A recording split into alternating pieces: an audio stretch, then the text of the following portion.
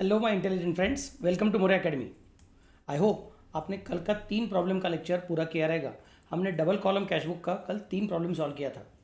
शायद आपको मेरा स्पीड थोड़ा ज़्यादा लगा रहेगा, लेकिन मुझे मालूम है कि ये जो नया टेक्नोलॉजी का फैसिलिटीज़ है, इसको यूज़ करके वीडियो को पॉज करना, रिज्यूम करना, रिवाइंड करना, ये सब अलग अलग फैसिलिटीज़ यूज़ करके आप लोग अच्छे से मेरे साथ पढ़ाई पूरा करोगे। तो आई hope you have completed all the 3 questions of double column cash book. Now we are ready for the next part of subsidiary book. Subsidiary book जो अलग अलग तरीके के थे, उसके अंदर हमने बोला था कैश ट्रांजैक्शंस को और बैंक ट्रांजैक्शंस को रिकॉर्ड करने के लिए अलग अलग बुक्स बन सकते हैं। पहला कौन सा सीखा था हमने? अगर याद रहेगा तो हमने पहला सीखा था सिंपल कैश बुक, ये अपना सिंगल कॉलम कैश बुक या फिर सिंपल कैश बुक। बाद में हमने सीखा था डबल कॉलम कैश बुक या फिर 2 कॉलम कैश बुक, जिसके अंदर डेबिट साइड में ही कैश और बैंक के कॉलम रहेंगे और क्रेडिट साइड में भी कैश और बैंक के कॉलम रहेंगे। तो अपना सिंगल कॉलम कैश बुक हो गया। बैंक बुक का तो एक भी प्रॉब्लम नहीं था, सिर्फ यहाँ पे जो अमाउंट कॉलम है वो कैश के जगह पे बैंक का बन जाएगा, कैश के जगह पे बैंक का बन जाएगा, काम खत्म। That is single column bank book. फिर देखा तुमने 2 कॉलम कैश बुक, उसके हमने 4 प्रॉब्लम किए। एक सिंगल लेक्चर में एक ही प्रॉब्लम लंबा पूरा डिस्कशन करके किया था, और एक लेक्चर में 3 प्रॉब्लम मैंने थोड़े फास्ट सॉल्व किए थे। आज मैं सिखाने जाने वाला हूँ पेटी कैश बुक। तो आज का लेक्चर पूरा थियरी लेक्चर है to understand exactly what is the meaning of petty cash book, how petty cash book is prepared, what are the format of petty cash book. Okay, चलो then let me start now quickly. किधर गया मेरा mic? Okay, थोड़ा उसको adjust कर लेता हूँ so that आपको ऑडियो ठीक से आएगा। ओके जी, चलो। तो अब जब मैं देख रहा हूँ पेटी कैश बुक, तो उसका मतलब कैसे होता है? पेटी कैश बुक कितने तरीके का रहेगा? पेटी कैश बुक बेसिकली 2 तरीके का रहेगा। एक कौन सा रहेगा? सिंपल पेटी कैश बुक, और दूसरा कौन सा रहेगा? Analytical petty cash book. एक रहेगा सिंपल पेटी कैश बुक और दूसरा रहेगा एनालिटिकल पेटी कैश बुक। और एनालिटिकल पेटी कैश बुक के अंदर क्या रहेगा? नॉर्मल सिस्टम या फिर imprest system. Analytical petty cash book के अंदर रहेगा नॉर्मल सिस्टम या फिर imprest system. So these are the basic thing which we want to understand. तो सर ये बाकी जो आप डिटेल्स बोल रहे हो बाद में, पहले ये तो बताओ कि पेटी कैश बुक है क्या? सिंपल है, एनालिटिकल है, नॉर्मल है, इम्प्रेस्ड है, वो सब बाद में। बट पहले ये तो बताओ कि भैया ये ओरिजिनल पेटी कैश बुक है क्या? पेटी इस शब्द का मतलब होता है छोटा। पेटी का मतलब होता है छोटा। पेटी means small. So you are talking about cash transactions. Now we are not talking about bank transactions. Now we are going to talk about only cash transactions, and that too कौन से वाले cash transactions? पेटी cash transactions, छोटे छोटे cash के transactions. We are not talking about 5,000 rupees and 10,000 rupees and 15,000 rupees and 1 lakh rupees वगैरह वगैरह। तो अगर आपने 4,000 रुपये का टेलीफोन बिल भरा, 6,000 रुपये का लाइट बिल भरा, 15,000 रुपये का आपने ट्रक वाले को पेमेंट कर दिया, कैरेज वैरेज का बड़ा वाला, तो फिर उसके लिए आपका ये सिंगल कॉलम कैश बुक नहीं तो डबल कॉलम कैश बुक है, उसी को यूज़ कीजिए, क्योंकि ये बड़ी अमाउंट है, छोटी अमाउंट नहीं है। मैं छोटे अमाउंट की बात कर रहा हूँ। हम कैश में पेमेंट कर रहे हैं, लेकिन एक दिन में हम लोग कैश के बहुत सारे अलग अलग टाइप के पेमेंट कर रहे हैं। कुछ बड़े बड़े अमाउंट्स है और कुछ छोटे छोटे अमाउंट्स है। तो हमने तो मस्त से कैश बुक बना लिया था, उसके अंदर हमारे अलग अलग कॉलम्स थे, एक अपना रिसीट साइड था और एक अपना पेमेंट साइड था। और यहाँ पे हम लोग एक एक अमाउंट लिखते जाते थे, बाय क्या ट्रैवलिंग पे किया, और बाय क्या टेलीफोन पे किया, बाय क्या कैरेज पे किया, बाय सैलरी पे किया, बाय रेंट पे किया। ऐसा अलग अलग चीज़ें होते जा रहे हैं, एक के नीचे एक के नीचे एक। फिर सबका नरेशन लिखना पड़ता है, being telephone expenses paid, being rent paid, being salary paid, being electricity charges paid. ऐसा अलग अलग नरेशन भी लिखना पड़ता है, क्योंकि अल्टीमेटली कैश बुक क्या है? कैश बुक के अंदर हमने क्या बोला था? जर्नल में से कैश ट्रांजैक्शन बाहर लेंगे और लेजर में से कैश अकाउंट खींच लेंगे, उसका दोनों का मिला के एक हाइब्रिड बुक बनाएंगे, जिसमें जर्नल के फीचर्स रहेंगे नरेशन और लेजर के फीचर्स रहेंगे डेबिट साइड क्रेडिट साइड। ऐसा बन के अपना कैश बुक बन गया था। उस कैश बुक में हर एक ट्रांजैक्शन के नीचे नरेशन लिखना ज़रूरी होता है, डिटेल्ड ट्रांजैक्शन लिखने पड़ते हैं। अब सोच के देखो, इस पर्टिकुलर बिजनेस में सुबह सुबह जो बॉस बैठा हुआ रहेगा, उसको मिलने के लिए कोई लोग आ गए, बॉस ने बोला चलो चाय मंगा लो। फिर पहला वाला मीटिंग खत्म हो गया, दूसरा मीटिंग, तीसरा मीटिंग, चौथा मीटिंग, पांचवा मीटिंग। अलग अलग टाइम के लिए अलग अलग लोग आ रहे हैं। किसी को शरबत मंगाया, किसी को चाय मंगाया, किसी को कॉफ़ी मंगाई, किसी को बिस्किट विस्किट मंगाया। फिर अपने ऑफिस में किसी का तबीयत खराब हो गया था तो बोला चलो फट से दवाई लेके आ जाओ। फिर अपने प्यून को बोलना था भैया इनकम टैक्स ऑफिस में जाके आ जाओ, वहाँ पे एक डॉक्यूमेंट सबमिट करना क्या है वो करके आ जाओ। दूसरे भी उनको बोला बैंक में जाओ, उधर जाके पर्टिकुलर पासबुक का प्रिंटिंग करके लाओ, नहीं तो मैनेजर साहब को एक लेटर दे के आ जाओ। तो उसको जाने के लिए आने के लिए बस का चार्जेस देना पड़ा, नहीं तो रिक्शा का चार्जेस देना पड़ा। इतने में अपने को और क्या कंसिडर करना पड़ा, मे भी छोटा सा पेन खत्म हो गया ऑफिस के अंदर के, स्टेपलर खत्म हो गया, स्टेपलर का पिन खत्म हो गया, पंचिंग मशीन खत्म हो गया, खराब हो गया। क्या करने का, उसको बोले जाओ जाओ चलो फटाफट से कुछ एक पेन का सेट लेके आ जाना। लाल कलर के पेन चाहिए, ग्रीन कलर के पेन चाहिए, ब्लू कलर के पेन चाहिए, ब्लैक कलर के पेन चाहिए, 15 पेन लेके आना सब। फिर उसको बोला स्टेपलर लेके आना, स्टेपलर के पिन्स लेके आना। फिर थोड़ा देर के बाद बोला रहे जाओ जरा पंचिंग मशीन लेके आना। फिर बोला रहे जरा अपना A4 साइज का प्रिंट आउट का पेपर खत्म हो गया है, वो पेपर का गट्ठा लेके आना। तो सुबह से लेकर शाम तक ऐसे छोटे छोटे अमाउंट के बहुत सारे ट्रांजेक्शन होते जा रहे हैं। 50 रुपया, 40 रुपया, 10 रुपया, 200 रुपया, 100 रुपया, 150 रुपया। और किसके लिए, पहले चाय के लिए, बाद में कॉफ़ी के लिए, बाद में नाश्ते के लिए, बाद में मेडिसिन के लिए, बाद में प्रिंटिंग एंड स्टेशनरी के लिए, बाद में फिर से A4 साइज के पेपर के लिए, फिर पेन के लिए, फिर ट्रैवलिंग टू बैंक, फिर travelling to income tax department, फिर ट्रैवलिंग टू अपना कस्टमर, फिर ट्रैवलिंग टू अपना सप्लायर, फिर कभी क्या लेटर पोस्ट में डाल के आ जाओ, उसके लिए एनवेलप वो परचेस करना है, और उसके लिए पोस्टेज स्टैम्प परचेस करना है, जाओ वो लेके आ जाए। तो in that case we are making small payments, small 10 rupees, 20 rupees, 50 rupees, 5 rupees, 100 rupees, 150 rupees, 200 rupees, and they are repetitive payments. Printing accessory. अगर आप बोलोगे कि एनवेलप परचेस किया तो भी वो प्रिंटिंग एसेसरी है। अगर आप बोलोगे A4 साइज का पेपर परचेस किया तो भी वो प्रिंटिंग एसेसरी है। अगर आप बोलोगे लाल colour, blue colour, black colour, green colour के पेन परचेस किए तो भी वो प्रिंटिंग एसेसरी है। चाय मंगाई तो भी वो टी एंड ब्रेकफास्ट है। कॉफ़ी मंगाया तो भी वो टी एंड ब्रेकफास्ट है। और कुछ नाश्ता मंगाया तो भी वो टी एंड ब्रेकफास्ट है।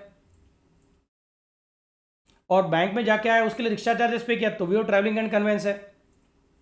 इनकम टैक्स ऑफिस में जाके आया उसके लिए बस का चार्जेस दिया तो भी वो ट्रैवलिंग एंड कन्वेंस है। अपने कस्टमर के पास जाके कैश कलेक्ट करके आओ, चेक कलेक्ट करके आओ करके बोला था, उसके लिए रिक्शा चार्जेस दिया तो भी वो ट्रैवलिंग एंड कन्वेंस है।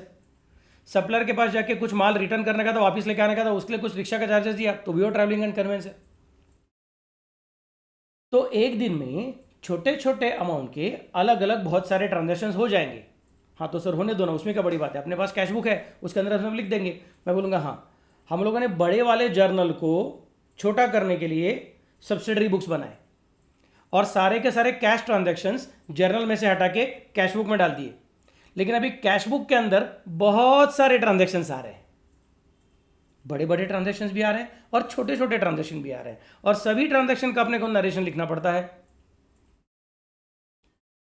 तो कैश बुक भी अपना बहुत ज़्यादा होना चालू हो गया, क्योंकि एक दिन में शायद हम लोग 50 बार छोटे छोटे पेमेंट करेंगे। कभी रिक्शा चार्जेस सुबह, फिर दोपहर को, फिर शाम को, फिर कभी टी एंड ब्रेकफास्ट सुबह को, दोपहर को, शाम को, फिर कभी प्रिंटिंग एसेसरी सुबह ऐसा, दोपहर को ऐसा, शाम को ऐसा, कभी पोस्टेज, कभी कैरेज, कभी ये कभी वो, छोटे छोटे खर्चे ज़्यादा होते जाते हैं। तो एक दिन में ही शायद अपने ऐसे 25-30 ट्रांजेक्शन दिखेंगे, तो अपना कैश बुक का पेमेंट साइड एक ही दिन में 25-30 पेजेस शायद ले लेगा, या फिर कम से कम 10-15 पेजेस ले लेगा।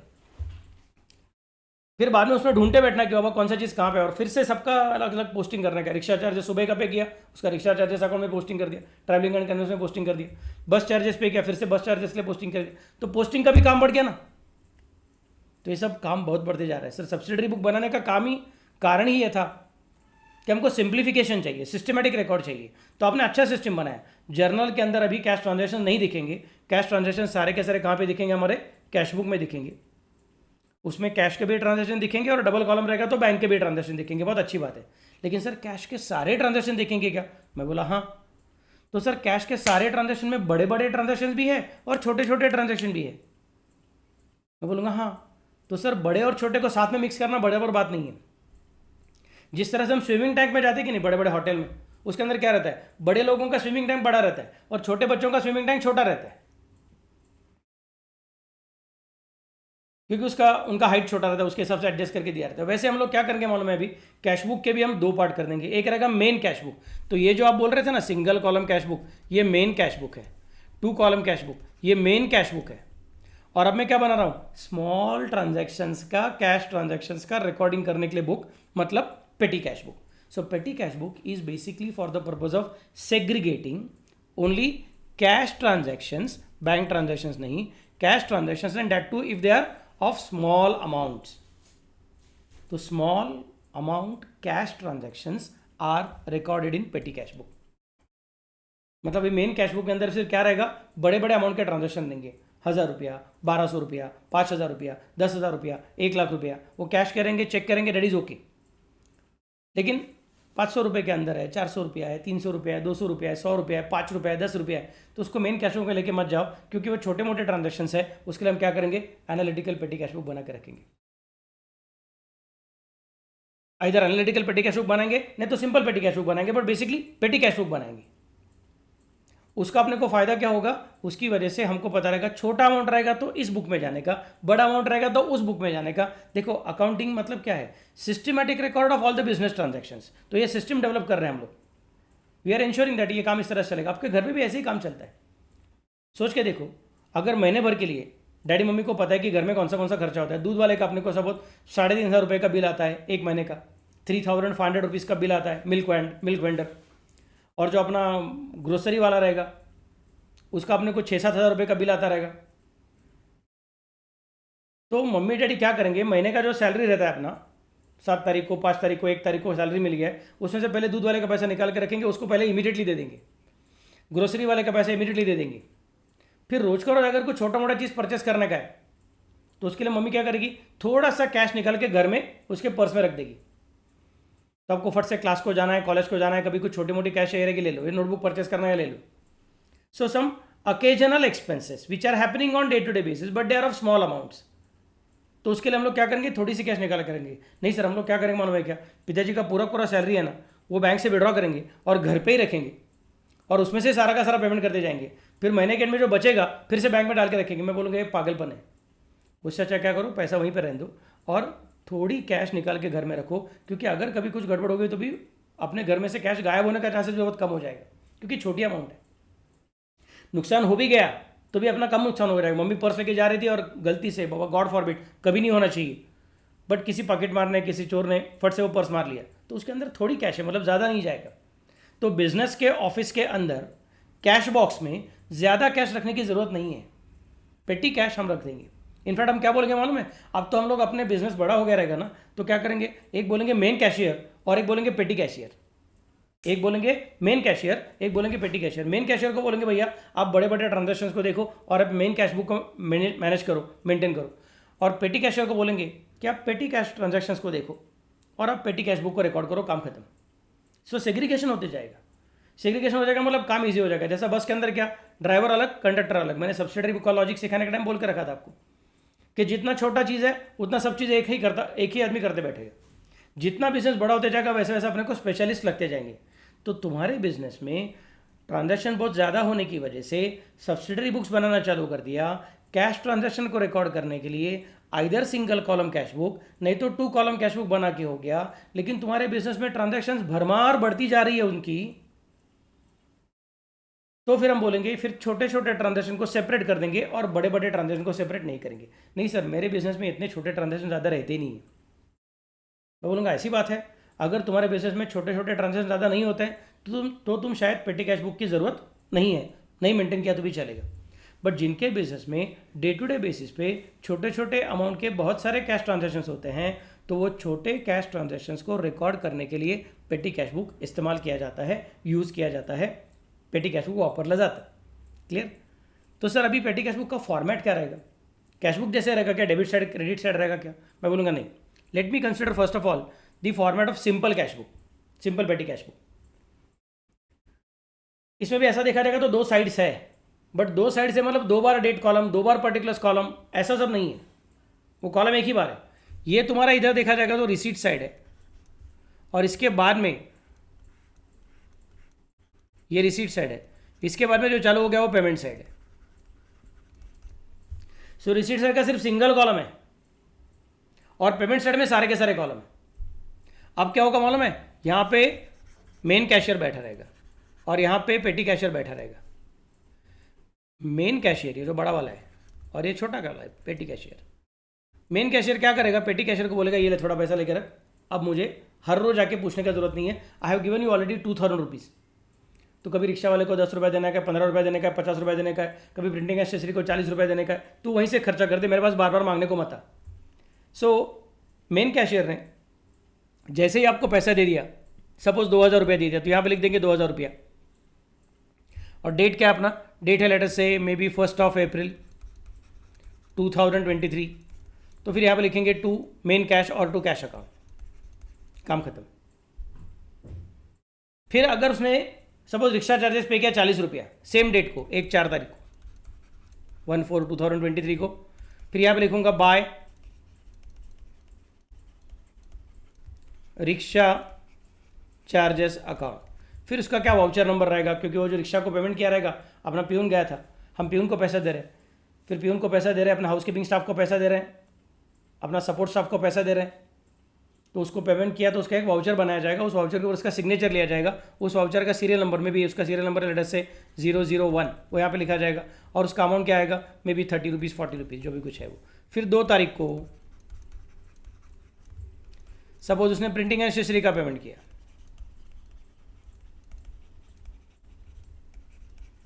उसका वाउचर नंबर 002 है, सपोज 10 रुपीज़ का पेमेंट किया। फिर 2 तारीख को और एक बार बस का चार्जेस पे किया, सो बाय ट्रैवलिंग, उसका वाउचर नंबर 3 रुपीज़ 3 नंबर का है, सपोज वो कितना 50 रुपये का है। फिर 2 तारीख को और एक बार टी एंड ब्रेकफास्ट का पेमेंट किया,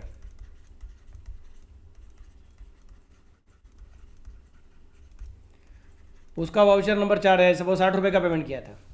फिर से 2 तारीख को, जस्ट एग्जांपल, एक दिन में बहुत सारे ट्रांजेक्शन हो रहे हैं ना अपने पास, पोस्टेज का पेमेंट किया, मैं बोलूँगा ओके बाय पोस्टेज 005, सपोज 15 रुपये का पोस्टेज था। फिर सपोज 2 तारीख को, ऐसा जितने ट्रांजेक्शन हो रहे हैं वैसा फटाफट लिखते जाने का, अभी नरेशन लिखने की जरूरत नहीं, क्योंकि ये सब क्या है, एक्सपेंसेस का ही बुक है। कैश बुक में रिसीट भी होता है, पेमेंट भी होता है, और रिसीट बार बार हो सकता है, अलग अलग लोगों के पास से मिल सकता है, कस्टमर के पास से मिलेगा, बैंक में से विड्रॉ करेंगे, घर से पैसा लेके आएगा, कैश सेल्स होगा, लोन लिया जाएगा, अलग अलग तरीके से पैसा आ सकता है इनके सब मेन कैश बुक। लेकिन जब हम पेटी कैश बुक में बात करेंगे तो पेटी कैशियर कभी दुनिया के साथ बात नहीं करता है, तो ये क्या है, लेट से पूरी दुनिया है, और ये अपना मेन कैशियर है, और ये अपना पेटी कैशियर है, ये पेटी वाला है और ये मेन वाला है। मेन वाले को इसके साथ डील करने का है, और पेटी वाले को हमेशा मेन वाले के साथ डील करना है। पेटी cashier is never receiving cash from the outside world. Main cashier को आउटसाइड वर्ल्ड के पास से भी कैश मिलती रहती है, पेटी कैशियर को हमेशा कैश जो मिलती है ना, अमाउंट रिसीव्ड, वो हमेशा मेन कैशियर के पास से ही मिलती है, उसको कैश सेल्स का पैसा नहीं मिलेगा, क्योंकि वो छोटा कैशियर है, बड़ा कैशियर नहीं है। उसको अगर कैश चाहिए रहेगी तो किसके पास जाना पड़ेगा, मेन कैशियर के पास, बोलना पड़ेगा सर मुझे थोड़े कैश दे दो, क्योंकि मुझे बिजनेस का खर्चा करने के लिए पैसा चाहिए। गुड्स बेच के पैसा आएगा, कभी उसके पास नहीं आने वाला है, कस्टम बिजनेसमैन कैपिटल लेके आएगा, उसके पास पैसा नहीं आने वाला है, that will go to main cashier. So main cashier is like your parent and you are like that petty cashier, जो मम्मी डैडी तुमको हर महीने पॉकेट में देते हैं, वो चल ठीक है, रोज कॉलेज को जा रहा है, क्लास को जा रहा है, स्विमिंग को जा रहा है, रनिंग को जा रहा है, स्पोर्ट्स को जा रहा है, तो आने जाने के टाइम कभी बस का खर्चा, कभी रिक्शा का खर्चा, कभी बड़ा पाव खाने का है, नहीं तो आपके वहाँ पे कौन सा चीज़ खाने को अच्छा मिलता रहेगा वो खाने का है, कभी कुछ शूज़ लेने का है, कभी कुछ छोटा मोटा चीज़ है, बड़ा बड़ा चीज़ें नहीं है। लेकिन बाबा लोग शूज़ का लीज खत्म हो गया था, खराब हो गया था, वो लेने का है, छतरी रिपेयर करने का है, छोटा मोटा चीज़ रहेगा, तो आपको पॉकेट मनी दे के रखा है, तो वैसे ही पॉकेट मनी दे के रखा है। डैडी को सैलरी बाहर की दुनिया से मिल रही है और आपको पॉकेट मनी दे रहे हैं, आपको सैलरी किधर से नहीं मिल रही है, वैसे यहाँ पे सिचुएशन चलती है। That's why this book is purely for expenses. इसमें रिसीट होती है क्या, हाँ, बट रिसीट किसका से होती है, हमेशा सिर्फ मेन कैशियर के पास से होती है, और वो जनरली फ्यू ट्रांजेक्शन्स रहते हैं। हाँ, कभी कभार हो सकता है रद्दी बेच दिया, तो बोला चलो रद्दी बेच के पैसा आ गया, उसको आप पेटी कैशियर को रखो, मेन कैशियर के देने की जरूरत नहीं है, हो सकता है। फिर हम लोग महीने के एंड में क्या करेंगे, उसका टोटलिंग करेंगे, कितना पैसा खर्चा हो गया, फिर बोलेंगे 40 + 10 मतलब 50 + 50 मतलब 100 + 60 मतलब 160 + 15 मतलब 175 का खर्चा हो गया। फिर अपना 175 का खर्चा और अपना टोटल कितना है, 2000 रुपीज़ अपने पास था, 2000 रुपीज़ अपने पास था, 175 का खर्चा हो गया, तो 2000 में से 175 गायब, 2000 में से 100 गया तो 1900 और 75 गया तो 1825, तो 1825 का बैलेंस बाकी है। फिर वो नीचे आएगा 1 मई को टू बैलेंस ब्रॉट डाउन, यहाँ पे आएगा 1825। फिर से अगले महीने के खर्चे लिखते जाओ, this is how it will work. और फिर ये रिक्शा चार्जेस मतलब ट्रैवलिंग अकाउंट रहेगा, उसका एलएफ यहाँ पे लिखो, ट्रैवलिंग में पोस्टिंग कर दो। प्रिंटिंग एंड स्टेशनरी अकाउंट रहेगा, वहाँ पे पोस्टिंग कर दो। ट्रैवलिंग रहेगा, उसमें पोस्टिंग कर दो। टी एंड ब्रेकफास्ट अकाउंट रहेगा, वहाँ पे पोस्टिंग कर दो। पोस्टेज का अकाउंट रहेगा, वहाँ पे पोस्टिंग कर दो। ऐसा अपना लॉजिक चलता रहेगा। फायदा क्या हो जाएगा, नरेशन लिखने की जरूरत नहीं, क्योंकि सारे एक्सपेंसेस ही है। सारे कैश में ही है, बैंक से जा ही नहीं रहा है, तो chequebook, cheque number, bearer cheque, cross cheque, कुछ सोचने की जरूरत नहीं है। पैसे अलग अलग तरीके से आने वाले है ही नहीं, एक ही बार आएगा। कौन? मेन कैशियर के पास से आएगा। और अभी यहां पे लिखा है मतलब मेन कैश बुक का साइज छोटा हो गया, वहां पे टेंशन नहीं है अभी। Systematic record, that's what we are doing. This will help us for the purpose of ensuring छोटे खर्चे इस बुक में देखो, बड़े खर्चे मेन कैश बुक में देखो, सिंपल। बाद में ढूंढना आसान हो जाएगा, मिस्टेक्स ढूंढना, मिस्टेक को रेक्टिफाई करना आसान हो जाएगा। That is the purpose of simple petty cash book. तो सर अच्छा है ना ये सिंपल पेटी कैश बुक? अच्छा है, हो गया इसमें अपना सारा का सारा काम।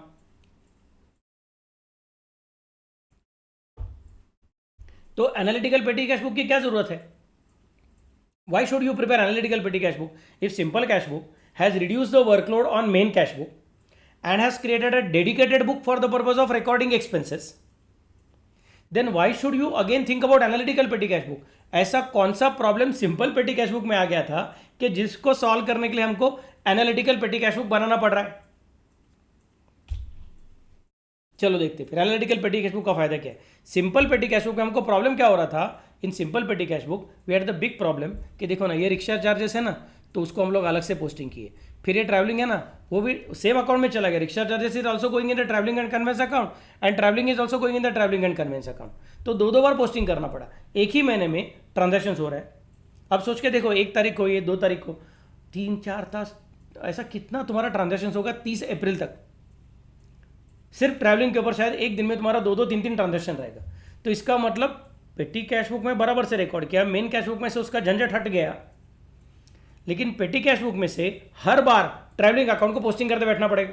लेजर अकाउंट जो रहेगा, लेजर नाम का बुक है, उसके अंदर ट्रैवलिंग नाम का अकाउंट है, उसके अंदर डेबिट साइड में क्या आएगा 1 तारीख को, अच्छा टू पेटी कैश कितना 10 रुपीज़, बाद में फिर से टू पेटी कैश कितना 60 रुपीज़, 50 रुपीज़, बाद में फिर से टू पेटी कैश। कितनी बार ट्रांजेक्शन रहेंगे? तो जर्नल का प्रेशर कम हो गया क्योंकि सब्सिडरी बुक बन गए। कैश बुक का प्रेशर कम हो गया क्योंकि मेन कैश बुक एंड पेटी कैश बुक करके हमने सेपरेट कर दिए। लेकिन पेटी कैश बुक में छोटे छोटे ट्रांजेक्शन है और सबका पोस्टिंग तुम लेजर में कर रहे हो, तो लेजर का प्रेशर खत्म नहीं हुआ। लेजर अभी भी काफी बड़ा है। ट्रैवलिंग एंड कन्वेंस नाम का अकाउंट है, शायद वो 10-15 पेजेस का बनेगा। एवरी डे छोटा ट्रांजेक्शन, टी एंड ब्रेकफास्ट है, छोटा ट्रांजेक्शन, कितना पोस्टिंग आएगा उसके अंदर? So many things and there are chances of mistake of writing. Sometimes एक आध एंट्री का पोस्टिंग करने का रह जाएगा क्योंकि छोटे अमाउंट रहते हैं ना। यहाँ 10 रुपया लिखा है, सुबह लिखा है, ऐसा लगेगा भूल गया। So that is the problem we are facing now. तो हमने जर्नल का प्रेशर कम किया, हमने मेन कैशियर के ऊपर का प्रेशर भी कम किया, लेकिन हमने अभी भी लेजर मेंटेन करने का जो प्रेशर है वो सॉल्व नहीं किया है। तो उसको सॉल्व करने के लिए अपने पास कौन आ गया? एनालिटिकल पेटी कैश बुक आ गया। सर इसका क्या फायदा होगा? यहाँ पे भी वही है, देखो पहले क्या है, तुम्हारा रिसीट साइड है और ये पेमेंट साइड है। यहाँ पे कैश बुक फोलियो भी आ गया कि अपने को कैश बुक में से मेन कैश में पेमेंट किया ना, मेन कैशियर ने अपने को पैसा दिया हुआ है, तो कौन से पेज पे उसने लिखा है कि वह मैंने पैसा दिया है, तो वो पेज का नंबर यहाँ पे लिखने का है। उसने अपने को 2000 रुपया दे दिया, सपोज 2000 रुपया, ठीक है, ग्रेट। फिर कौन से तारीख को दिया वो लिख दो, 1/4 को दिया हुआ है 2023। फिर यहाँ पे लिखोगे टू कैश अकाउंट। फिर बाद में आप 1 तारीख को अगर सपोज रिक्शा चार्जेस पे करते हो तो यहाँ पे आएगा बाय ट्रैवलिंग और बाय रिक्शा चार्जेस, और उसका अमाउंट यहाँ पे चला जाएगा 10 रुपीज़। बाद में 2 तारीख को आप फिर से बस का खर्चा करते हो, मैं बोलूँगा फिर से एक बार बाय ट्रैवलिंग, लेकिन अभी अमाउंट का एक कॉलम नहीं, अमाउंट के बहुत सारे अलग अलग कॉलम्स है। सो यहाँ पे आएगा फिर से एक बार 50 रुपीज़। बाद में सपोज 2 तारीख को शाम को फिर से एक बार आपने खर्चा किया है बाय ट्रैवलिंग, तो यहाँ पे जाएगा फिर से एक बार 60 रुपीज़, जस्ट एग्जाम्पल। बाद में अगर 3 तारीख को आपने प्रिंटिंग एंड स्टेशनरी का पेमेंट किया है बाय प्रिंटिंग एंड स्टेशनरी, तो यहाँ पे आएगा सपोज क्या 100 रुपीज़। बाद में 4 तारीख को फिर से प्रिंटिंग एंड स्टेशनरी का पेमेंट किया है by printing and stationery 50 rupees. तो सर इसका क्या फ़ायदा हो गया? अच्छा है, चलो समझ में आ गया कि आप क्या कर रहे हो करके। देखो अभी क्या फ़ायदा होगा मालूम है क्या? यहाँ पे सबसे बड़ी बात, मतलब तुमको ये प्रिंटिंग एंड स्टेशनरी के ऊपर महीने भर में कितना खर्चा हुआ उसका टोटलिंग तुमको यहीं पे मिल जाएगा। You can get to know the totalling here itself. Just a minute, यहीं पे तुमको पेमेंट का टोटलिंग मिल जाएगा।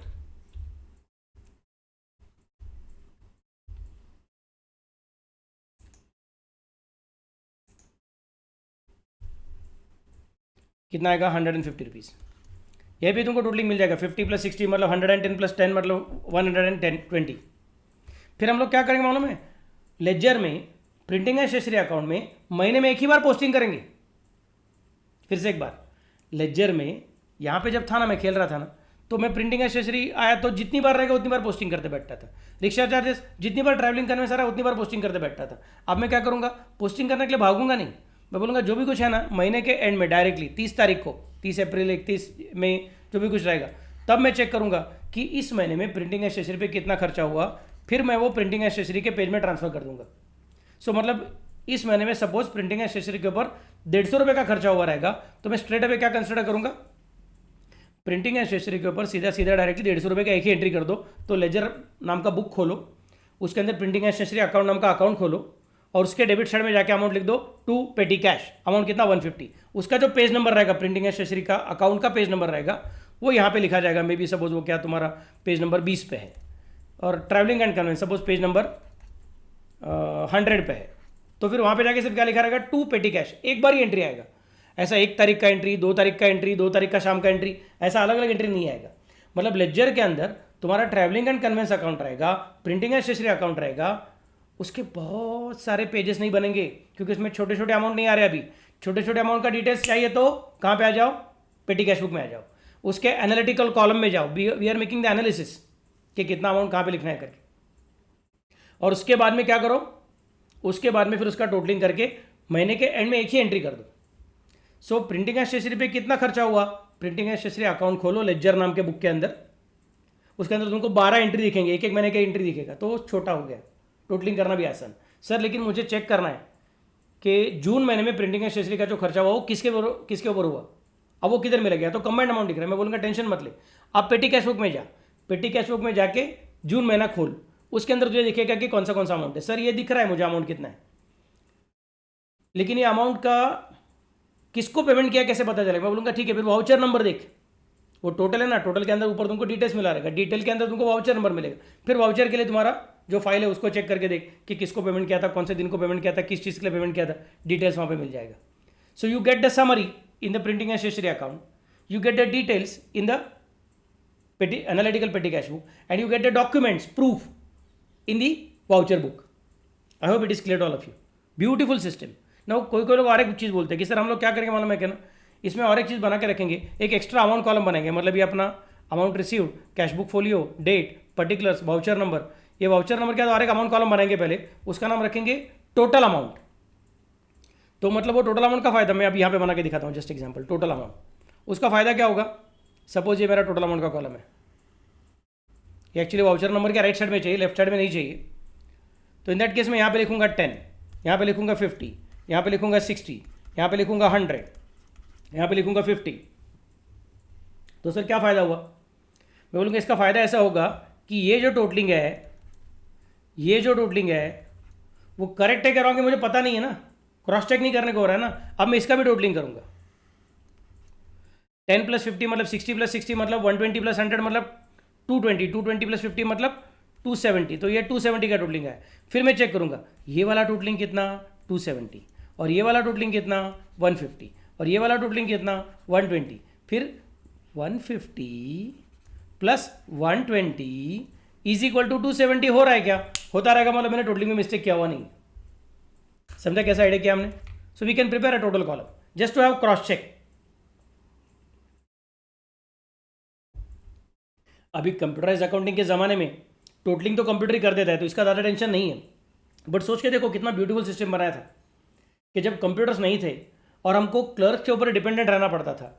ह्यूमन बीइंग है, to error is human, mistake करना तो मनुष्य मात्र का गुणधर्म है। तो इन दैट केस अपने को डिफिकल्टी आ सकती है, तो क्या करने का, हमने बोला ठीक है एक्सेप्ट करो कि अपना अकाउंटेंट कभी कभी मिस्टेक कर सकता है, उसकी मिस्टेक अपने को जल्दी से नजर आनी चाहिए। तो उसको हम बोलेंगे भैया टोटल कॉलम में सभी अमाउंट लिखना और उसका एनालिसिस करके अलग अलग जो कॉलम में लिखने का वहाँ पे लिखना, सबका टोटलिंग करना, क्रॉस टैली करना, टैली हो रहा है कि नहीं हो रहा है। Analytical petty cash book, very nice sir. फिर उसके अंदर ये नॉर्मल सिस्टम और इम्प्रेस सिस्टम मतलब क्या है। नॉर्मल सिस्टम मतलब जो हमने अभी जो 2 प्रॉब्लम मैंने दिखा है आपको, एग्जाम्पल दिए थे, वैसा नॉर्मल सिस्टम है, बाकी कुछ है नहीं। फिर महीने के एंड में फिर से बार हम लोग जाएंगे मेन कैशियर के पास और उसको बोलेंगे सर हमने खर्चा किया, थोड़ा पैसा दे दो, तो पिछले महीने में 2000 दिया था, इस महीने में और 2000 दे दो, नहीं तो 300 क्या मे भी 2500 दे दो, मे भी 3000 दे दो, वगैरह वगैरह, वो दे देगा फिर से एक बार। That is normal system. जैसे आपके घर में आपका पॉकेट मनी का सिस्टम चलता है, उसको बोलते हैं नॉर्मल सिस्टम। महीने का पॉकेट मनी फिक्स करके रखा हुआ है कि महीने को तुमको 500 रुपया मिलेगा, महीने को 1000 रुपया मिलेगा, you will get fixed amount of money as pocket money, that is your normal system. Imprest system थोड़ा सा अलग है। कभी कभी क्या हो सकता है, बहुत बड़ा बिजनेस है और एक पेटी कैशियर नहीं है बल्कि अलग अलग पेटी कैशियर है अपने पास, या फिर इतना बड़ा बिजनेस है कि पेटी कैशियर के पास भी हम लोग जो कैश देते हैं वो भी अमाउंट शायद 10,000 रह सकती है, 5,000 रह सकती है, वगैरह वगैरह। तो इन दैट केस देयर में भी सम डिफिकल्टीज कि यार पेटी कैशियर का दिमाग अगर घूम गया तो उसने कुछ छोटे मोटे अमाउंट्स कैसे भी किधर भी खुद के पॉकेट में डाल दिए तो हमको कंट्रोल कैसे रहेगा कि पेटी कैशियर अननेसेसरी खर्चा कर रहा है कि पेटी कैशियर नेसेसरी खर्चा कर रहा है, कैसे समझेगा? फिर हम बोलते हैं ठीक है, अभी हम क्या करेंगे, we will not go for normal system but will go for imprest system. Normal system में generally the amount paid to the petty cashier, amount paid to petty cashier is constant or it is dependent on the amount demanded by petty cashier। वो बोलेगा sir पिछले महीने में थोड़ा बाद में गड़बड़ हो गया था, महीने के एंड में पैसा खत्म हो जाता है, थोड़ा एक्स्ट्रा पैसे दे दो, हम दे देंगे। तो हर महीने में हम लोग पेटी कैशियर के ऊपर डिपेंडेंट है, वो बोलेगा उतना पैसा हम उसको देने वाले। इम्प्रेस सिस्टम में बोलते नहीं, ऐसा नहीं करने का है, बल्कि हम लोग क्या करेंगे, फिक्स करके रखेंगे, अंदाज रखेंगे कि बाबा इतने सालों से हम देख रहे हैं कि अपना कितना खर्चा होता है महीने का, छोटे छोटे अमाउंट का कितना खर्चा होता है। मे भी अपना हर एक महीने का खर्चा 3,000 रुपया होता है, तो हम लोग पेटी कैशियर को 3,000 रुपया दे के रखेंगे। यहाँ पे 3,000 दे दिया, फिर पेटी कैशियर ने महीने भर के लिए खर्चा कर दिया, उसने महीने भर में जो खर्चा किया उसका टोटलिंग यहाँ पे सपोज टोटल कॉलम है, जस्ट एग्जांपल टोटल कॉलम है, उसका सपोज खर्चा आया कितना इस महीने का 2,500 रुपये खर्चा करके हो गया, इस महीने में 2,500 रुपये खर्चा करके हो गया। तो महीना खत्म हो गया, वो आ गया मेन कैशियर के पास, बोला मेन कैशियर मुझे पैसा दे दो, क्योंकि अब अगले महीने का पेटी एक्सपेंसेस करना है। मेन कैशियर बोलेगा ठीक है, पहले मुझे रिपोर्ट दिखा, पिछले महीने का खर्चे का एनालिसिस दिखा। बोलेगा सर ये मेरा एनालिटिकल पेटी कैश बुक है, ये देखो मैंने 2,500 का खर्चा किया, मेरे पॉकेट में अभी भी 500 रुपया है, क्योंकि आपने मुझे 3,000 रुपया दिया था, मैंने 2,500 खर्चा किया, मतलब मेरे पास 500 रुपया बाकी है। तो मेन कैशियर बोलेगा शाबाश, तूने 2,500 खर्चा किया था ना, तो मैं तुझे अभी सिर्फ 2,500 ही दूंगा।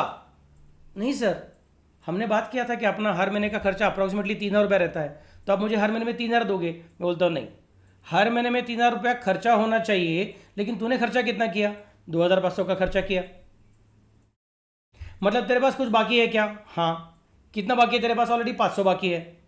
अगर तेरे पास ऑलरेडी 500 बाकी है, तो मैं अगर तुझे 2,500 वापस दूंगा, तो तेरे पास का पहले से पड़ा हुआ 500 और मैंने अभी दिया हुआ गर्मा गर्म ताज़ा ताज़ा 2,500, दोनों मिलके हो जाएगा 3,000, तो तेरे पास फिर से 3,000 आ गया ना। This is the idea of impress system. The amount to be given by the main cashier to the petty cashier is not equal to some constant amount. He is not some constant amount or is not dependent on what he is demanding. But the amount to be given by the main cashier to the petty cashier is exactly equal to the amount spent in the previous month. जो महीना खत्म हुआ है, जो महीना संपला आहे, त्या महिन्यामध्ये तुम्ही किती खर्च केलात तेवढे पैसे तुम्हाला पुढच्या वेळेला परत मिळतील। म्हणजे काय होईल, आधीच्या महिन्यामध्ये दिलेले पैसे, पहले महीने में दिया हुआ खर्चा, amount cash, the amount received by you in cash in the previous month minus the expenses incurred in the previous month is equal to the cash balance with the petty cashier at the end of the month. That cash balance you already have, plus will give you the expenses of the previous month in cash again. So you will go back to the original position of 3,000. So at no point of time the petty cashier will have more than 3,000 rupees.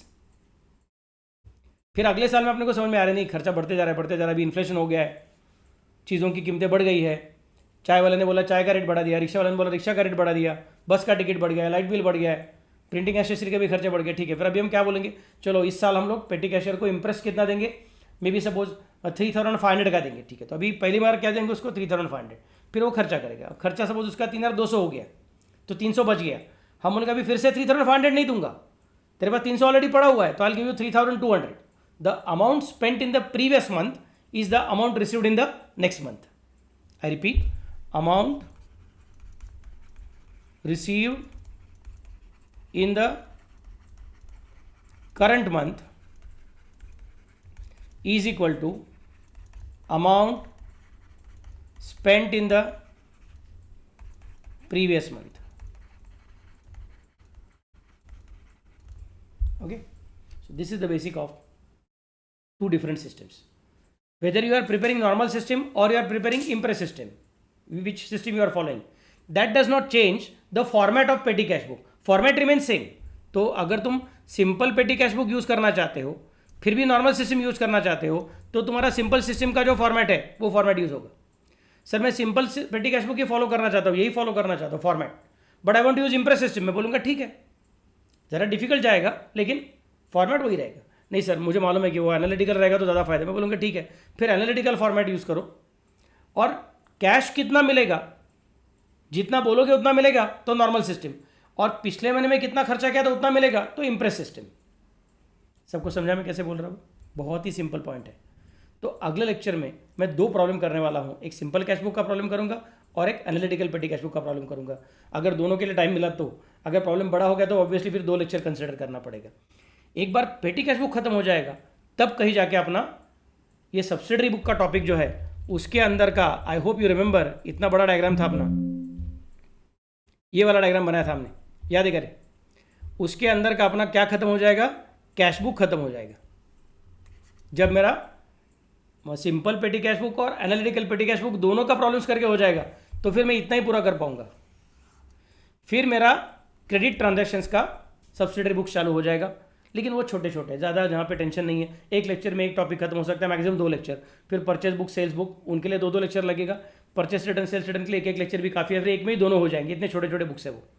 Bills receivable book, bills payable book generally आपके 11वीं के syllabus में आता नहीं है, फिर भी चाहिए तो मैं एक छोटा लेक्चर ले लूँगा, so it will be easy for the purpose of understanding. मतलब इसको अभी कम से कम 1 या फिर 2 लेक्चर लगेंगे, और बाद में इसको 2 और 2 मतलब 6 लेक्चर यहाँ पे हो गए, और इसको शायद 1 लेक्चर मतलब 7, और इसको शायद 1 लेक्चर, मतलब अपने को और 8 लेक्चर बाकी है सब्सिडरी बुक के रिवीजन करने के लिए। So I hope you are not going to lose your stamina. I am going to give you everything in detail. आपको सिर्फ क्या करना है, कॉन्सेंट्रेशन रखना है। जहाँ पे थक जाओगे वहाँ पे रिवाइंड करना है, फिर से एक बार सुनना है। कॉलेज को जाते वक्त, कॉलेज से आते वक्त, क्लास को जाते वक्त, क्लास से आते वक्त, बस में बैठोगे, रिक्शा में बैठोगे, कार में बैठोगे, कुछ भी करते रहोगे तो साइकिल चलाते रहोगे, कान में सुनते रहने का। You are going to be the master of accounts. Okay, चलो देन नेक्स्ट लेक्चर में सिखाऊंगा सिंपल पेटी कैश बुक का प्रॉब्लम, और टाइम मिला तो analytical petty cash book. See you then, bye bye, good night.